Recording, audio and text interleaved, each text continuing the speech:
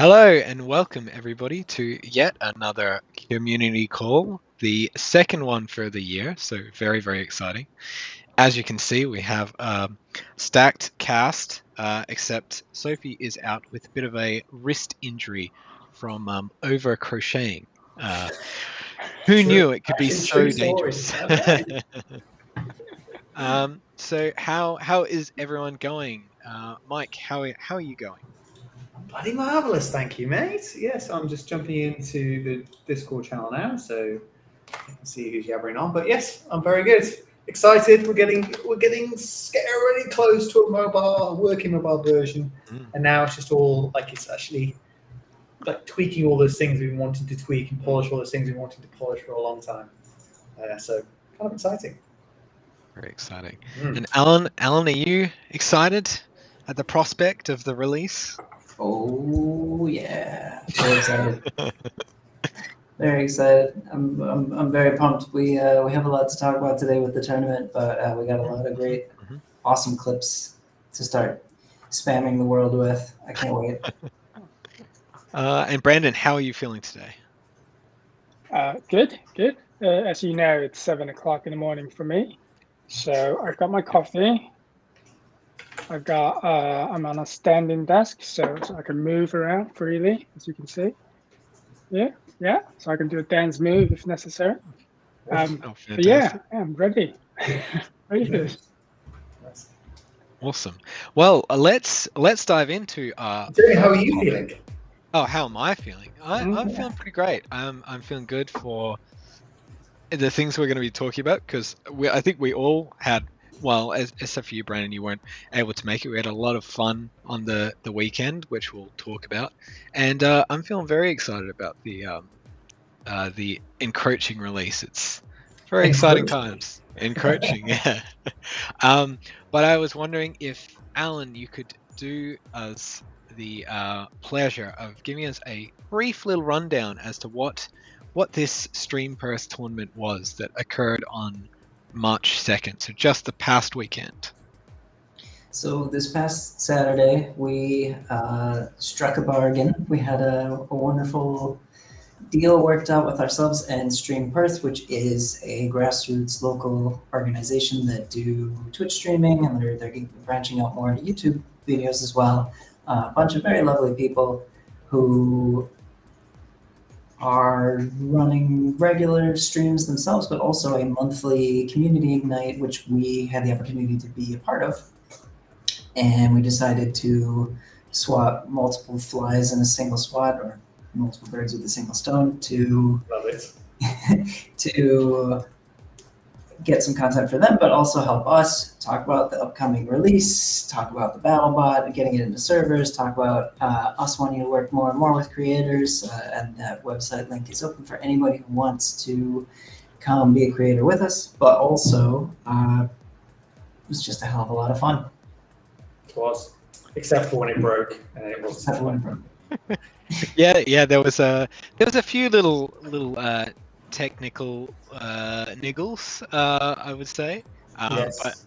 But overall, I think it went pretty well. I had a few of my friends that watch the stream, and despite the stress I was having with some of the tournament bot issues, a lot of people were none the wiser, which is always nice. But yeah, I don't know if you mentioned, Alan.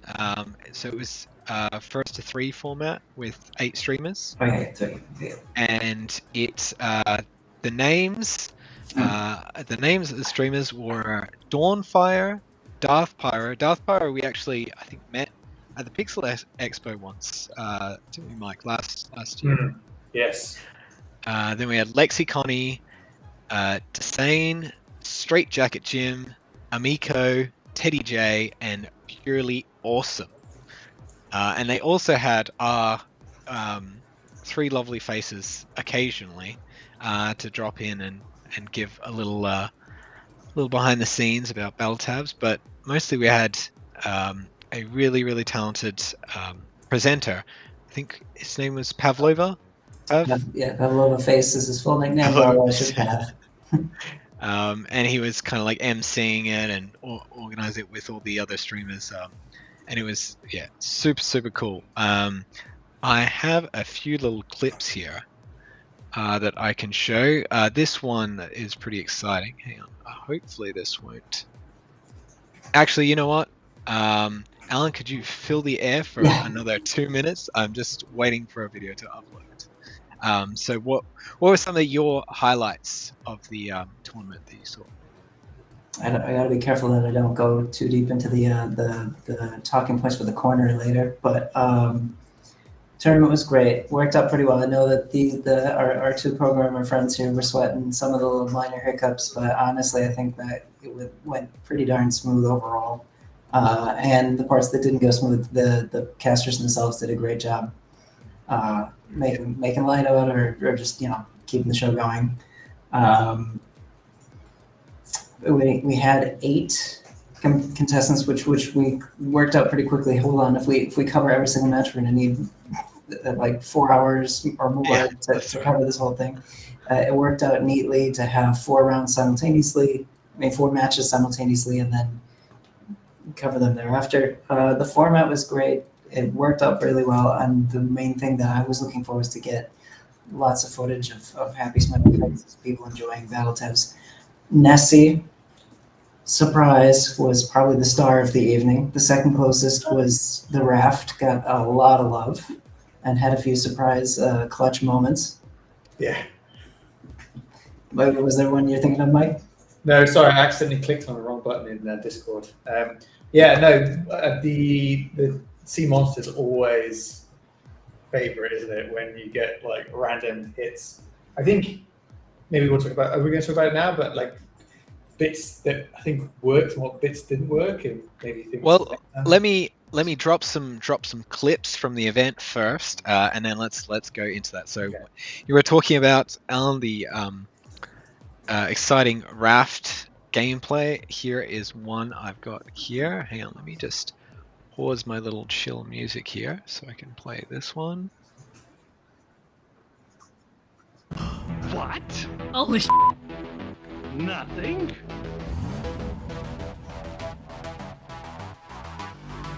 Did you get that? Oh my! Great, that's a There was great another one. Oh no, here we go. Hang on. Let me just grab another one we have. It is quite annoying. Oh, the one that I think you edited up, Brandon, and have posted on the socials. Brandon is a late night video editor. Yeah. Oh, full odds Nessie hit. Holy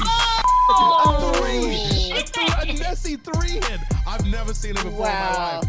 You are witnessing you.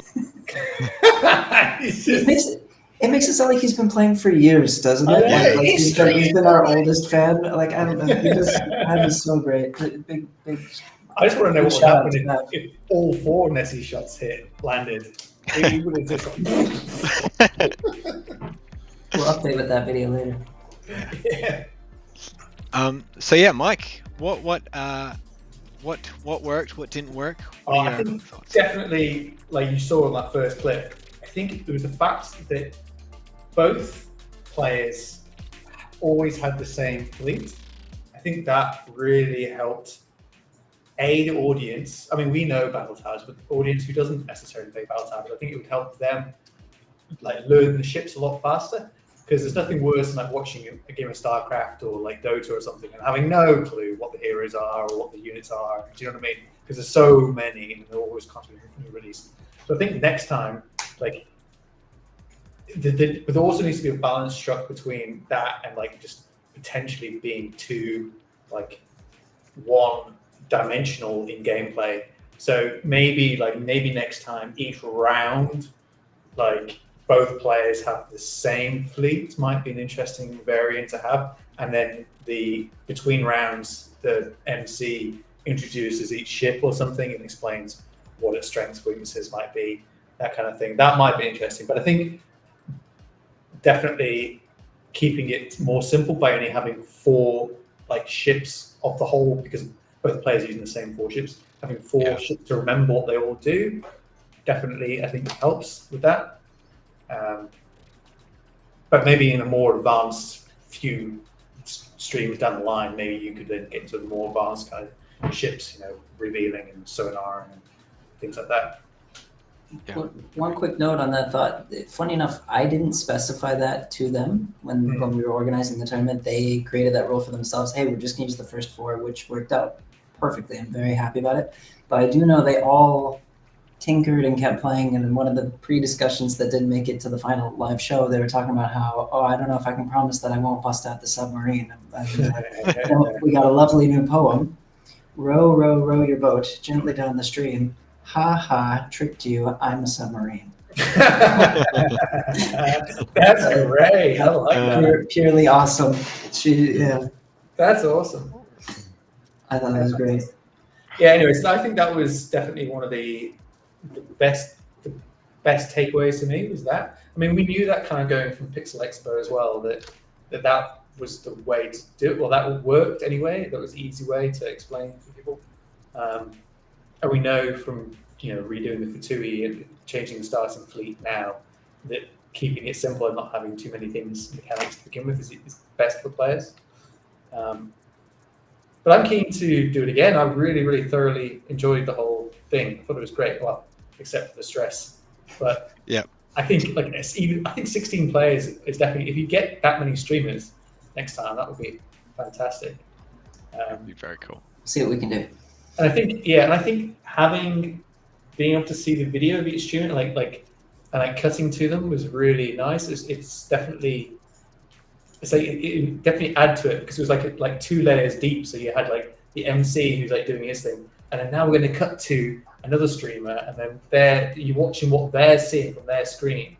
It was rather than just having a single spectator view, it was like you're spectating 2 different people's monitors, like plopping between them. So they can't see what's going on, but you can. So you're God. So you can. So that was like a nice sort of feeling doing that. Worked really well. Because it's like when you watch StarCraft 2 tournaments and like that, it's the same sort of thing. Like the commentator will often make it so you can see both players. You can see what units are. So you know what's going on. But then sometimes he will then cut to just the one of the players' view, so you can see their fog of war. So you can see that they haven't seen this being revealed. So what are they thinking? They're thinking this. Okay, they're in trouble because now there's like this attack coming down from this way, and then they'll cut to the full view so you can see everybody's things, and then so it's kind of good in that way. It definitely makes BattleTabs feel more like a strategy game as opposed to a card game, which it actually is. And there's definitely there was lots of talk of shape strategies, which is really cool to see as well. And that's another thing. Yeah, that's another reason for just keeping this just 4 ships, per battle, because then there is a lot more of a mind game thing going on there. They're like, is that the sea monster, or have you just put like 2 ships together so it looks like it's a sea monster? Yeah. I just love it's a whole new discipline of strategy shapes. We're not going for abilities. We're not, it's shape tactics. It's one of the key aspects of the game. I think we talked about it a long time ago, years ago. I think Brandon was like the psychology aspect of the game that we wanted to enhance with some ships. It was like that sort of aspect of it. That's why we added the pin, which I don't think it gets used very often, but every time if I play someone that uses it, it's always more exciting because they're trying to communicate through the pin. So in the future they want to do more with that. Yeah, nobody during the stream used the ping or the emote, so that would be an interesting thing. Like if one of us developers was to get involved in it as well. That might spread like wildfire once you start to see somebody else doing it. Like, interesting. Yeah, they might not have the emotes yet because you have to unlock them. Right? We haven't got the free ones in yet. Yeah, we need to check that. Yeah, but that's incoming. Yeah. One tiny note on strategy. One of the things that I really love now, going back through the footage and seeing all finding all the juicy clips. Because they're streamers, they have this ability to talk and play and keep it entertaining. But what a lot of them were doing is discussing their strategy as they were playing, and it feels so much more natural than any marketing video ad where I could be like, and now I'm going to choose my ship. You know what I mean? Like it just feels so fake by comparison. And I really love going through the footage like, all right, okay, so you're definitely not that one. okay, Yeah. all right, I know what these do. You know what I mean? And then they had fun with it. It's a lot. Yeah, and it was so positive. I mean, Enjoyable. it was one of those. It was just great because like all the incentives aligned perfectly because like they've got an audience, so they need to keep them interested, and they're so positive because they're obviously used to being streamers. So they're interested in showing the game off to its full potential and being excited at the same time, which enhances us, you know, and then it enhances like the meta stream that was going on. It's just and then obviously creates great clips for us. So it was like a win-win-win-win-win-win for us. It's great. It was good. Brandon, did you manage to catch any of the footage? Well, I'm sure you saw when you clipped together that video before, but what have your thoughts been? I haven't been able to watch the whole thing, but it looked like it was really fun. And I agree, having an MC kind of talking through the whole tournament was great. And I never thought about having everyone being able to stream. And I think that makes a huge difference because oftentimes we run tournaments, we have the spectating links, but it feels quite disconnected from the actual event. And this makes it more like an event that there is a focal point. So I think there's a lot of things we can learn about, like thinking about our own events and how we make it more exciting in some ways, or more focused. With the time zone, that's a bit tricky, but I think it's great. Well, keeping you in the spotlight, Brandon, I was wondering if you could segue us into the next topic, which was discussing a little bit more about the dolphin bounty. Maybe just some of the interesting ideas you've seen in the suggestions thread, or anything that you've seen come through in the submissions. So I think we'll probably do a separate video on the submissions. But a quick reminder, and I sent this out yesterday in game, that we only have less than a week to submit for the design for the bounty. Obviously, it being dolphin, I'm seeing a lot of sonar related abilities, which I think is great because I feel like it's time to have maybe more units in that direction. Some really interesting ideas. Some of the ones I can tell that people have put a lot of thoughts into these suggestions. So thank you very much for spending time to do that. But yeah, after next week, we'll probably schedule another time to do a team video. I don't know if it needs to be live, but we'll go through, if not all of them, most of them, and then I think it's a fun one to do. And it also got me thinking, maybe we'll do more like bounties that goes directly into the game. Just get more stuff to the community, I suppose. Like make the game the way you want it to play it. Is that the kind of thinking that led you to make the post about the unique challenges? We've seen some pretty cool suggestions there as well that would be really fun. I like the idea of eliminating / reveal all opponents' tiles. That would be quite a bit of a feat. I guess like cartographer would be a big get for that. Yeah, it's a season 1 ship, so most people new players won't have access to it just yet. But yeah, it's that sort of thinking where I was kind of nerding out on a book that talks about how sort of people who are touching the product, who are working on the products themselves, probably knows more than people who are sort of at the top of an organization, which is in this instance probably I am quite far away from playing the game day to day these days. So when I saw the suggestions for the challenges, I thought, this is great. We should definitely do more of these. And I know, having worked on challenges before, how tricky it is to make them without knowing the game in and out and playing the game like quite grinding day to day. So we'll see how this one goes. If it goes well, we'll definitely do more of these. Yeah, we've been doing a lot of exciting community goings on while we've been and another thing, like while we've been doing a lot of these community things, we've been a little quiet on the Discord. It's because, again, this mobile release is closing in. We've been full steam ahead, and something some discussion I've seen on the Discord that I think it'd be worth clarifying, and interrupt me if I'm wrong here, but there's going to be, between now and the mobile launch, there's going to be no new features pushed. So I know we've talked about like the weather system and some other features. They won't be in prior to the mobile launch. Is that? It depends what you class as a feature. I think we have maybe talked about, I don't know whether we're talking about increasing the spend depth, having animated emotes or not.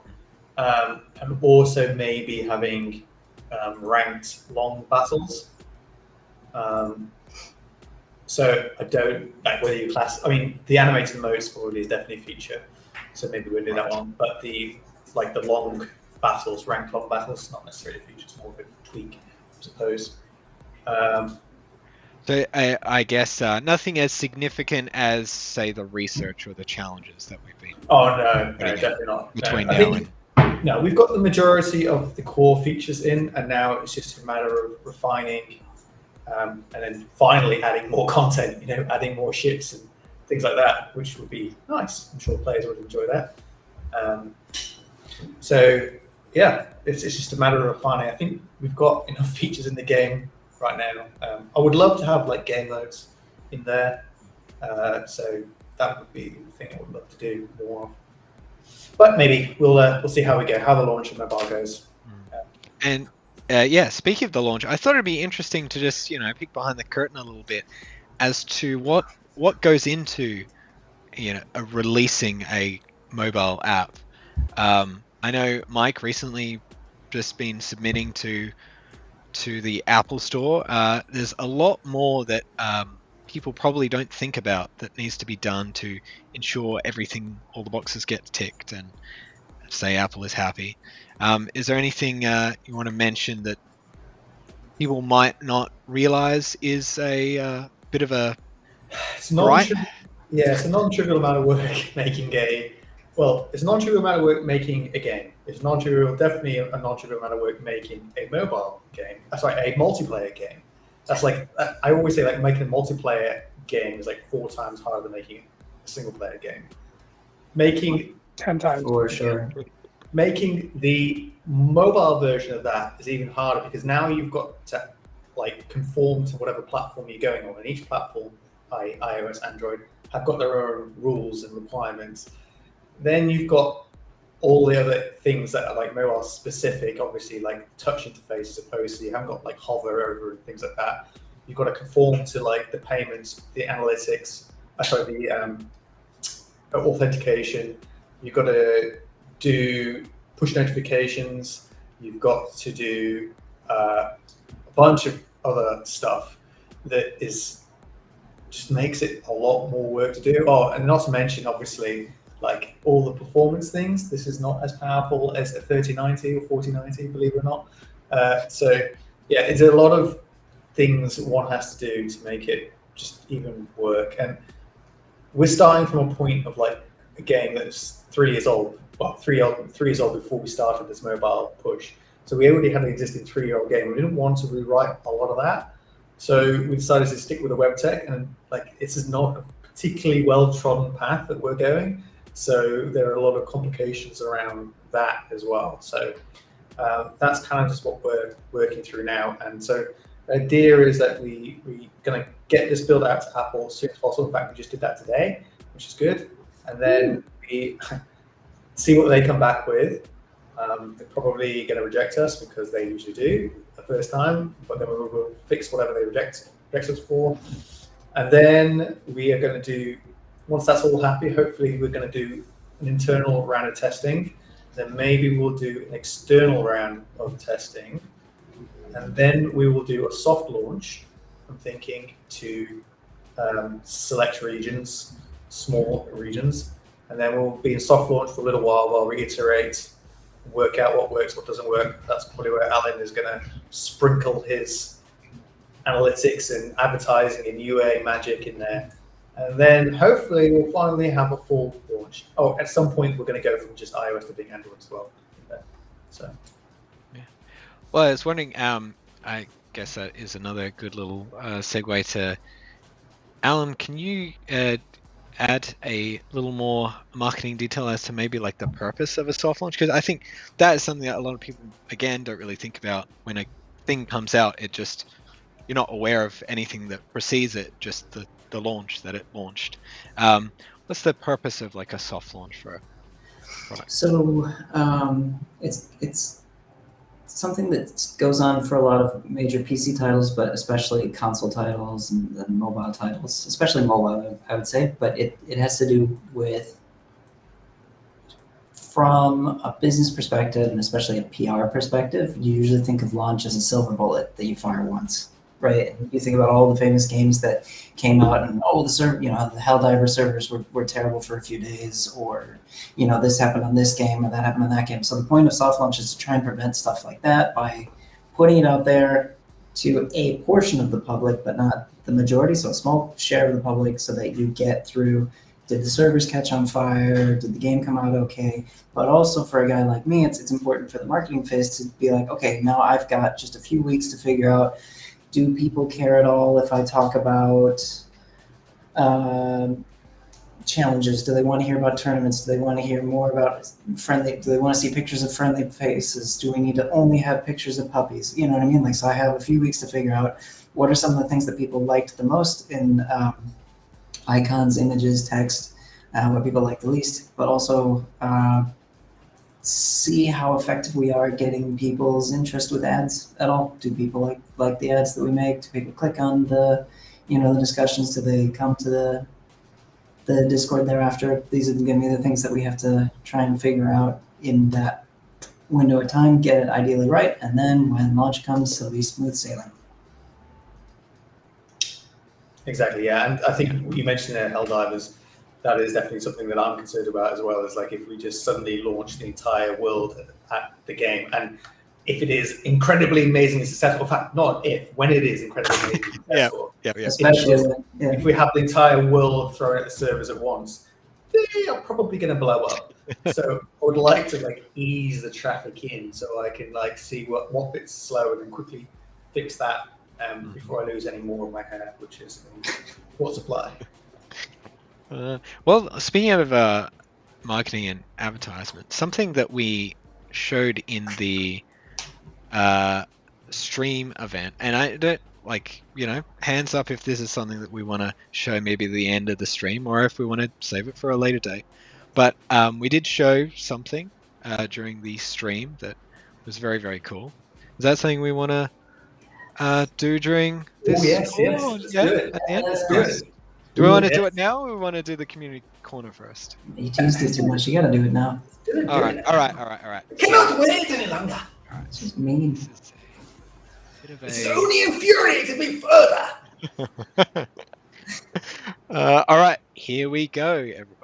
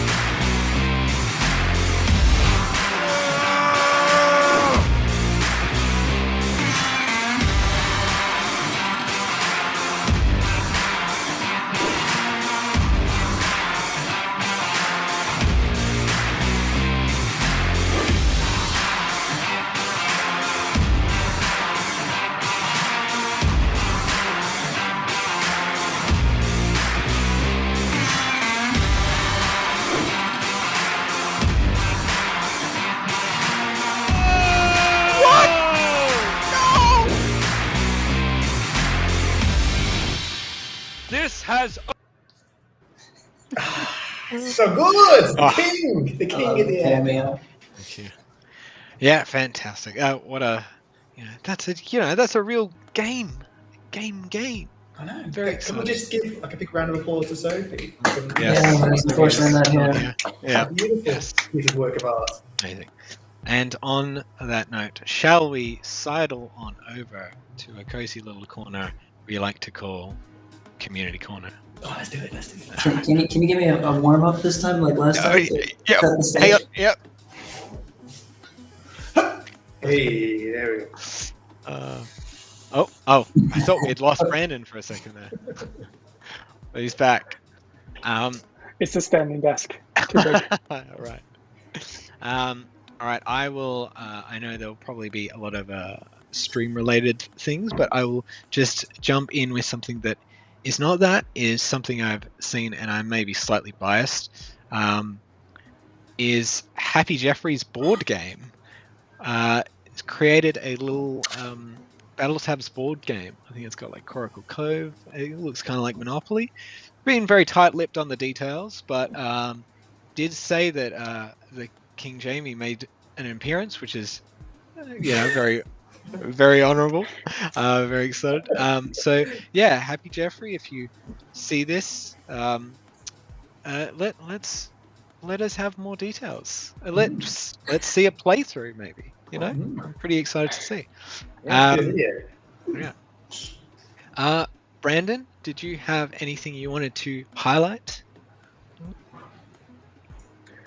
Just more of a general thing. I think we're starting to see more community stuff coming out, and I think after the Christmas holidays, people are coming back to the game, and I think the community's coming lively again.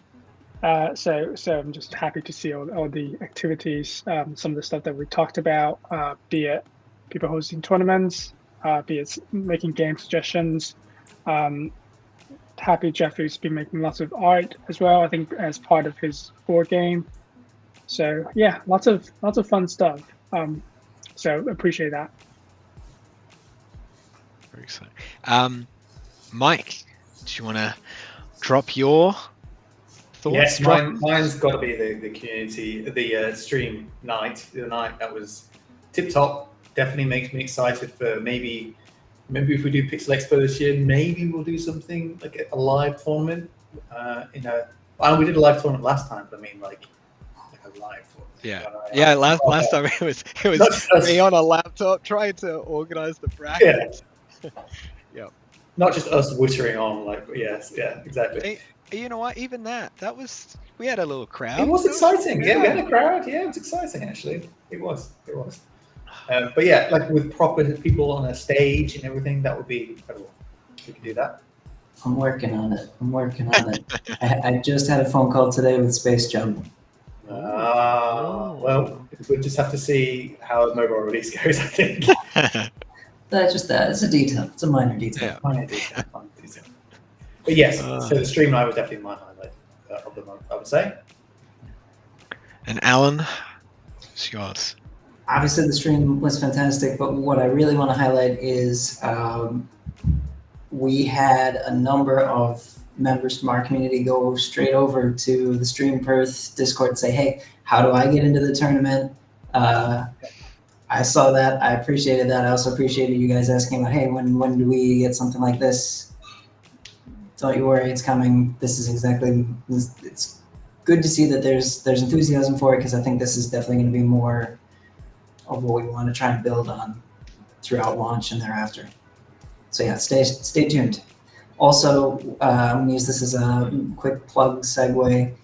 Check out BattleTabs.com. We've done some remodeling. We've got some new updates to the site, and there's a couple new pages. So if you're interested in hosting tournaments, you can go to the website and there's a very simple Google form for tournament hosting, that if you want to get your name on a list or you want to express an interest in hosting tournaments, put yourself on our radar. Trying to build a list of people that want to help make content, people that want to help run tournaments and the like, so that we can combine forces and do more exciting stuff in the next few months. Cool. Exciting times, isn't it? Also, I've just noticed that Bowden McMaster in the YouTube chat said, "Wonder who's making the ads." We are. Sophie is internally. The BattleTabs team is making the ads. This isn't an external company doing it. So, it's nice for people to think that we're farming it off to some big studio, but no, it's this small studio making the big moves. Yeah. I haven't got the budget for a big studio outsourced project. Hey, Sophie did a great job. Sophie did all of that, guys. Like, I cannot stress that enough. These guys have heard me say it, but like, Sophie did all of that herself. So. Yeah. Sophie and King Jamie. yeah. I had a very minor part, but I'll take plenty of glory. And on that note, I think they again are kicking us out of our cozy little corner, so we'll have to sidle ourselves away from the community corner.